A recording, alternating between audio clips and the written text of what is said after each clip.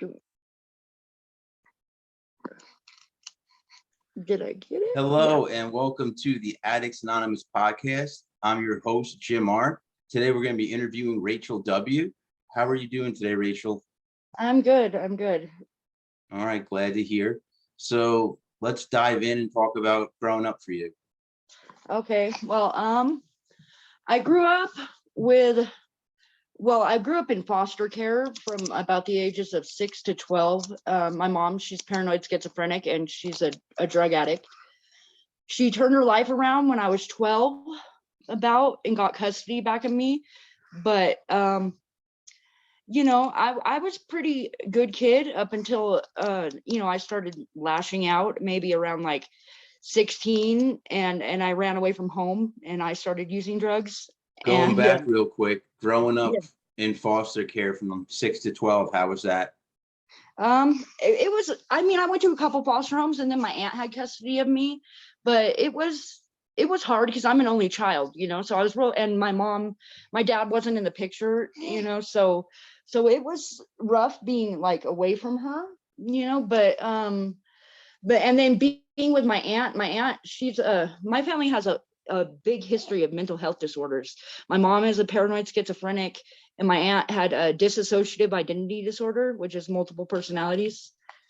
And so even being with her, it wasn't like the best home, and I was picked on a lot by my cousins. I had 2 cousins and it was, I don't know, the best thing. My mom, when she got custody back of me, it was wonderful. It was very exciting for me, but she was a big hero of mine for a long time. But I blanked out. I'm missing like that whole 6-year gap. I only remember about 2-3 things. So obviously there must have been a lot of trauma, Yeah, it's a shame when you can't remember your past. No, yeah, I'm missing a lot of it.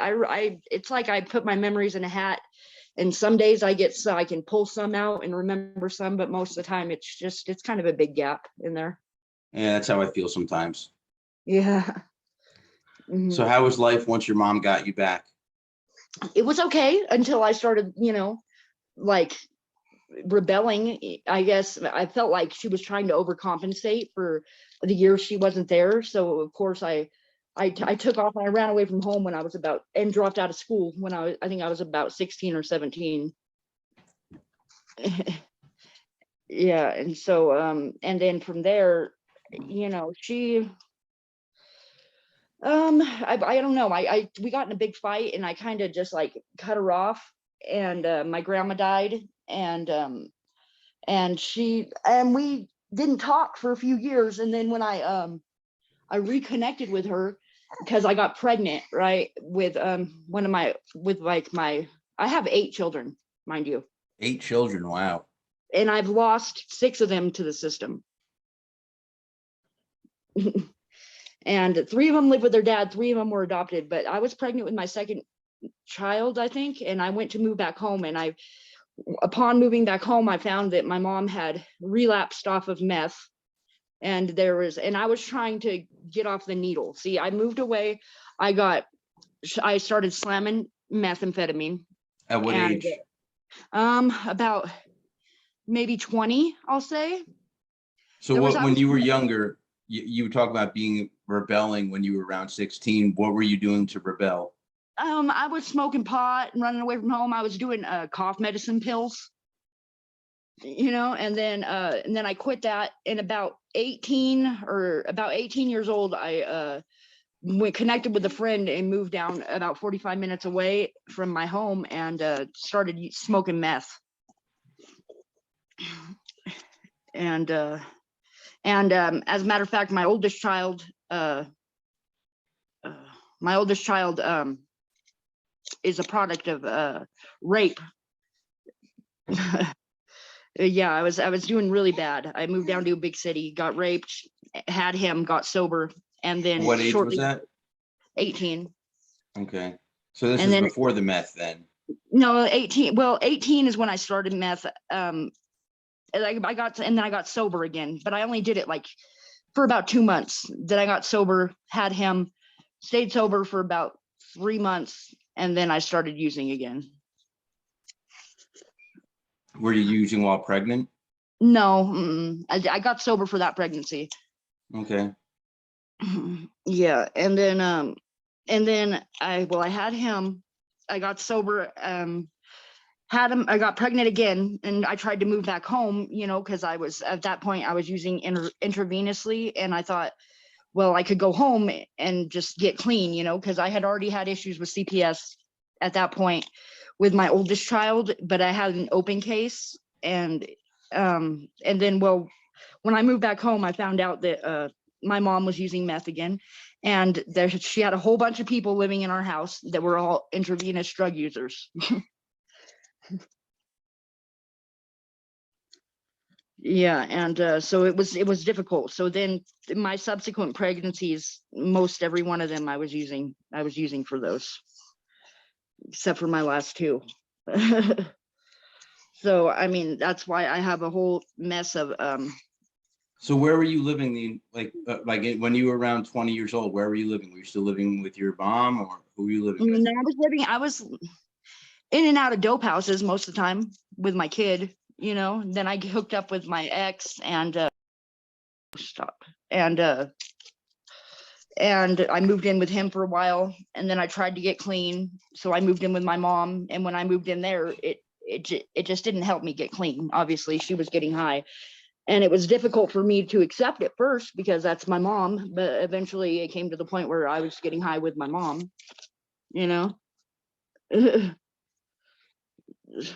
It's Were you guys shooting up together? No, she didn't. She never shot up, thank God. She's already schizophrenic. It was difficult enough having her smoke it.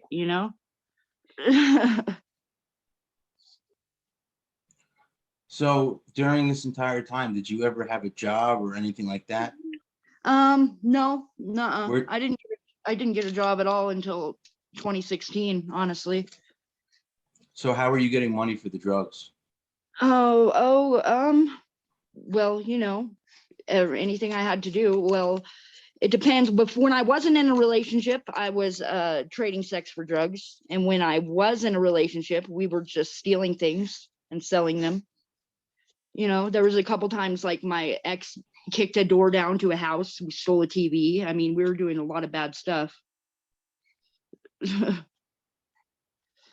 It really changes the type of, drugs will really change the type of person you ever consider yourself to be.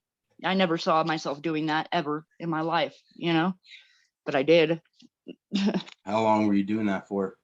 Yeah, I don't know, years. I used meth consistently from about shortly, like maybe 18 years old to about whatever 2016 is. So I'm 33 now. I don't know, a long time. So And it's yeah. 27, probably around, or probably right around 27. Yeah. Yeah, so that's like 11 years. Yeah, I used it consistently. About a lot of that time I was intravenously using it, and I just realized that it made me really weird too, probably because I have a lot of mental health issues in my family, and so I stopped that on my own a while, the IV using, but I went back to it, of course. I don't know, it was rough. I mean, and I tried to get clean, and like I said, during this whole period of time I wound up having 6 children, 4 of which I had taken, no, 3 of which I had taken from me straight from the hospital because I was high at the hospital when I had them. Actually, one of them I had at home to try to avoid CPS, and they came and took him anyways. You had him at, how did you have him at home? I had him at home on my bed at home. Was it by yourself? Yeah, with my current husband now. We met in active addiction, and we're both clean now. Thank God for that. Yeah. That's 11 years we've been together. So yeah, that's a lot of hard work. Yeah. Yeah. So We you've been had with one. him 11 years. So you met him when you were 22? You said you're 33, yeah. right? Yeah. Mm-hmm. Mm-hmm. So where did you guys meet? At a drug dealer's house, of course. Yep. Yeah, I seen him there, and I asked, and I was with the drug dealer, and I asked him, hey, who's that guy? And he told me who he was. And I messaged him on Facebook, and I was like, hey, you're looking cute. He was like, thank you, you too. And we met up, and yeah, we've been together ever since. You know, we had 3 of our children taken from the system, but now we have 2 more now that we have custody of, and that took a lot of work.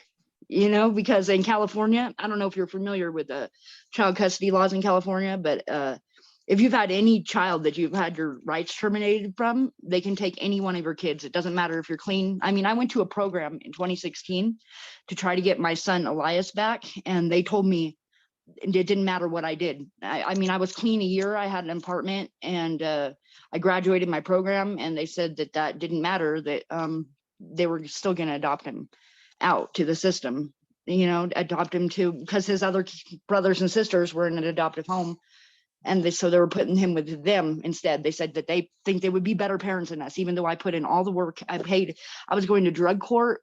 I was paying for my program. I was working at foster farms. I had an apartment, and none of that mattered to them. They still terminated my rights.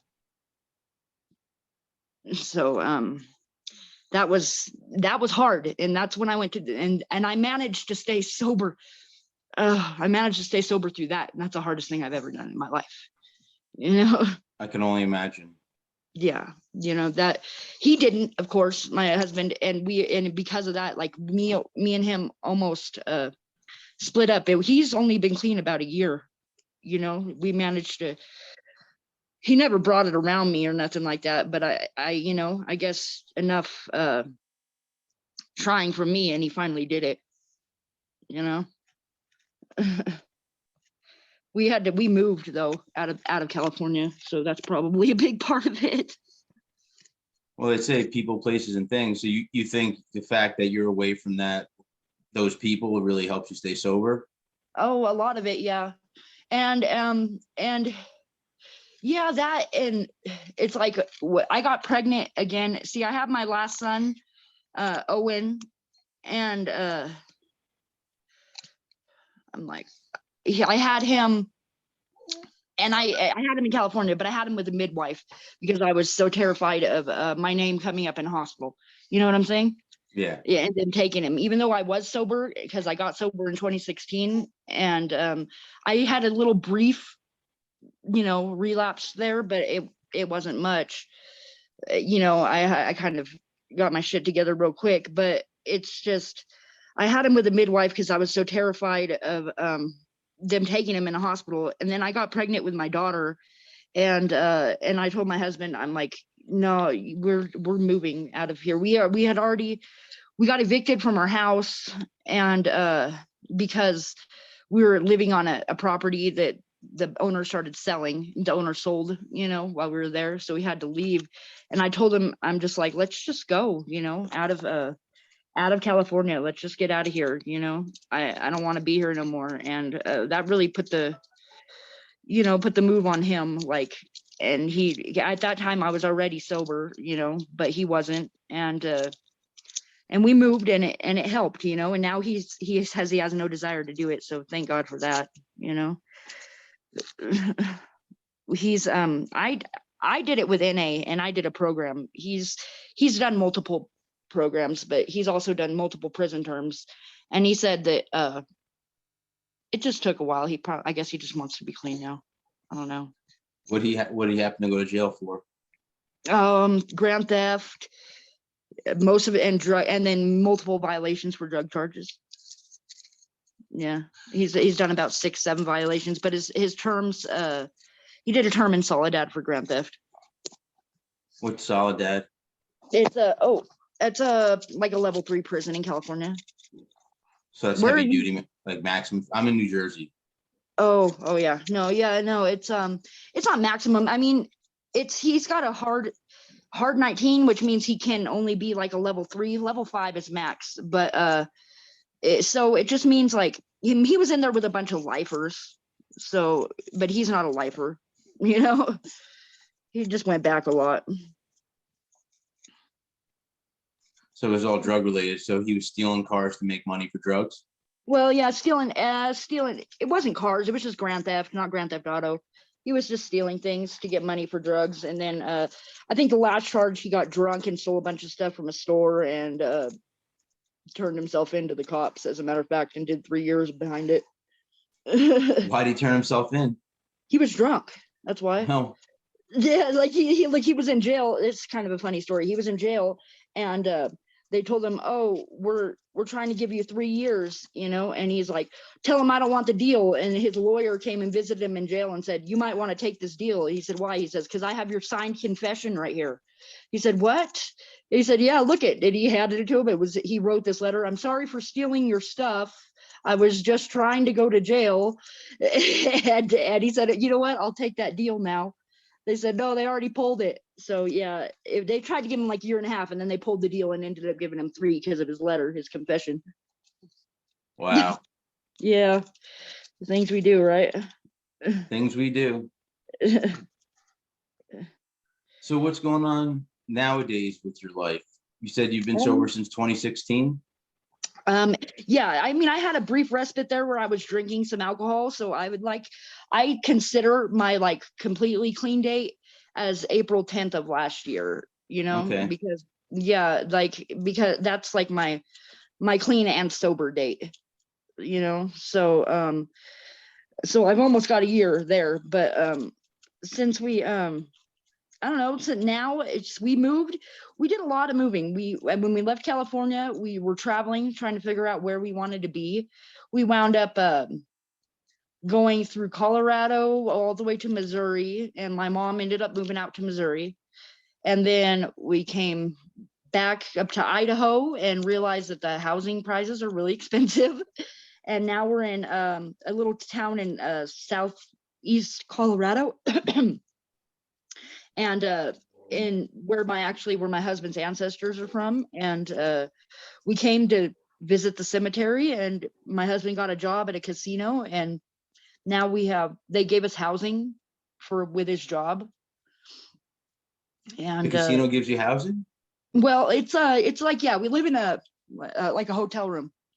Oh, cool. And they take it out of 2 checks. So I mean, and it's a town of about 1,050 people, and there's 9 casinos, so there's not a lot of housing here. So I think that's why they offer it. But we're actually we've been saving money, and we're thinking in June we might actually be buying a mobile home in Cheyenne, Wyoming. So Oh, that's nice. yeah, I mean, that's something I never never anticipated for my life. I never thought I would be able to ever own anything, you know. Well, that's good. Yeah, it's hard work, I mean, I did my program, I did my meetings. I don't know, I always thought, I always thought that I'd never get anywhere. I mean, drugs and alcohol destroyed my credit. It ruined everything for me. But I mean, I'm probably going to get a job once I stop breastfeeding. And that's another thing, like breastfeeding. I've had, 8 children, and I've never been able to breastfeed my kids because I've always been high, but now I'm doing it. I'm breastfeeding my daughter. I have a great relationship. I get to talk to my older 3 kids that live with their dad. It's something that sobriety has given me, so. So when it comes to the children, if I could ask, how many of the same fathers are there? My oldest son is a product of rape. Then I have 2 of them with my ex. Those 2 live, and then the rest. Oh, and then my son Jacob was, so 4 dads. 4 dads? Yeah, my son Jacob was my ex that got me strung out on the needle. That was his son, and the rest are with my current husband. Yeah. So are you happier now that you're sober? Yeah, I am. I really am. It's I don't have to live in, I don't have to live. Oh no, did I lose you? No, Hang I'm on. here. Okay. You just turned off your video. Okay. Yeah, There I you got it. are. I don't have to live in fear anymore. When all the time when I wasn't sober, I was like, I felt like I was afraid all the time. I was afraid for my kids. I was afraid for myself. Uh, and I'm happier now. I am happier because I don't, it's like I look forward, I look forward to my sobriety anniversaries. It's nice. I get to enjoy things now, and I'm more present for my children. Like their dad, like when we were still in California when I was sober, their dad, my older three, their dad would let them come see me on weekends, and we do things. I wasn't like, worried about getting high while my kids were there. You know, we go out and we do fun things. I take my kids to the zoo. I get to and you know what? It saves me money, and I don't gamble anymore either. Oh Did you have a gambling problem?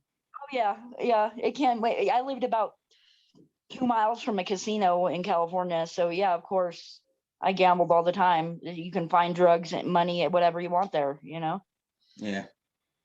So so yeah, and so I save money, and we're actually, and the fact that I'm going to be able to have something for my kids, like a house. Man, I've moved from place to place. There was a point in time when me and my husband were staying with our 4-year-old son in somebody's shed, in a shed. I mean, that's ridiculous. And I mean, a hotel room doesn't seem like much right now, but it's better than a shed. And and mobile home's going to be even better than that once we get it. So Yeah. that, yeah, it's better. I'm happy. So you used to gamble a lot, huh? Oh yeah, my husband too. Now that he has a job there, he won't. You don't do it. So I was about to say, if you're living at the hotel and he's got a job there, that must be hard on you guys. No, not at all. Nope. No, that's good. No. You know what it is? We quit the meth and and all those other bad habits just kind of go with it. You know, it's That's kind of true. I know what you're saying. yeah. Like, I don't need that impulsive, like the gambling, like that. It's another high. So it's once we quit the meth, it's like our money is, and my husband says is like, as long as I'm working there, every time I leave with money. So so yeah, and and he says working there, you see so many people just throwing away so much money. It's ridiculous. And we have our kids now. We want to have something for them. That's it. Yeah. Yeah. So sounds like you're happy now. You got a little baby sleeping. Look at that. Yeah. Yeah. Yeah, Little Olive. my son is in school. That's something I would have been, honestly, if I was still in California, I would have been, I wouldn't even know if I would have put him in school. I've been too terrified, and that's terrible. That makes me making terrible choices as a mother, but I was too scared of CPS. You know what I mean? Yeah, So, I mean, but he's in school here, and there's community help, and I'm not afraid to tell people my story because it might help somebody.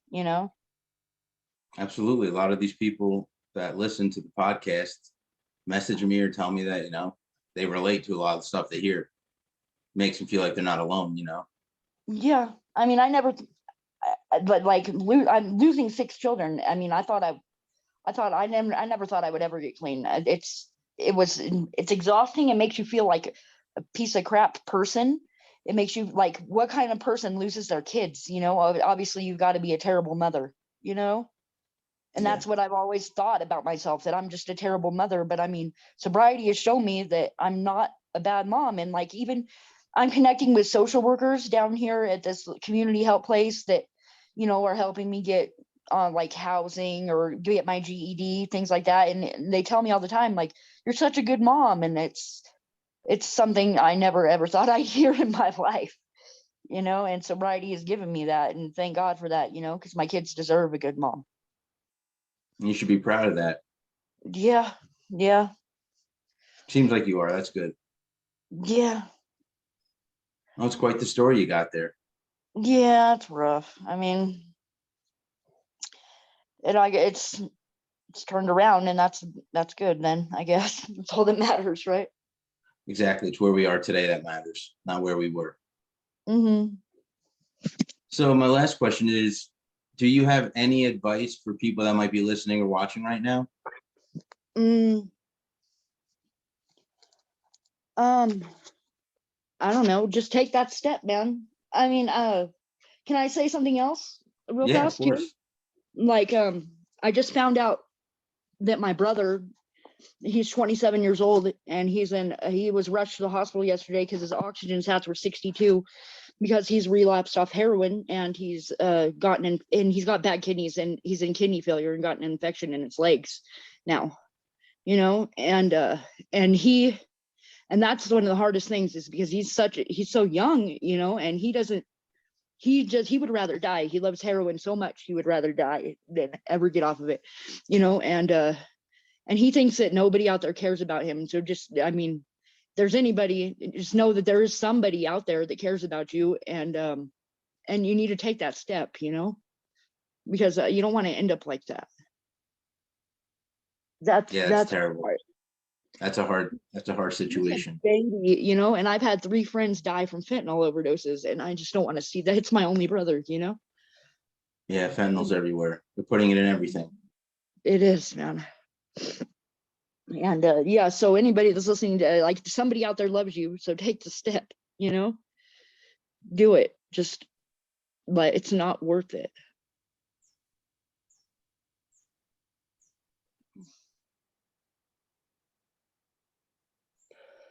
You all right? Yeah, just keep him in your prayers, man. I don't know if you have what kind of higher power you believe in, but I will have him in my thoughts. Absolutely. Yeah. I know sats of 62, that's pretty dangerous. So I don't know that stuff. Yeah.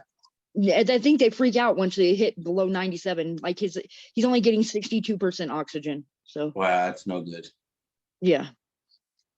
Why? All I can say is I'm going to be thinking about you guys, and I hope all goes well. Thank you. I hope something happens. Good. Okay. All right. Thank you. All right, hang on one second. We're going to end it here. And I just want to say to everyone watching or listening, please go below and click subscribe and give us a like. Also, check out our Facebook group under the events tab there. We have a ton of different meetings we do every day. Also, we have Instagram, we have Twitter, we have Reddit, so you can find a lot of our stuff there. And also check out our redesigned website, addicts-anonymous.com, where you can sign up for our blog. That's all I got for today. And until next time. Okay.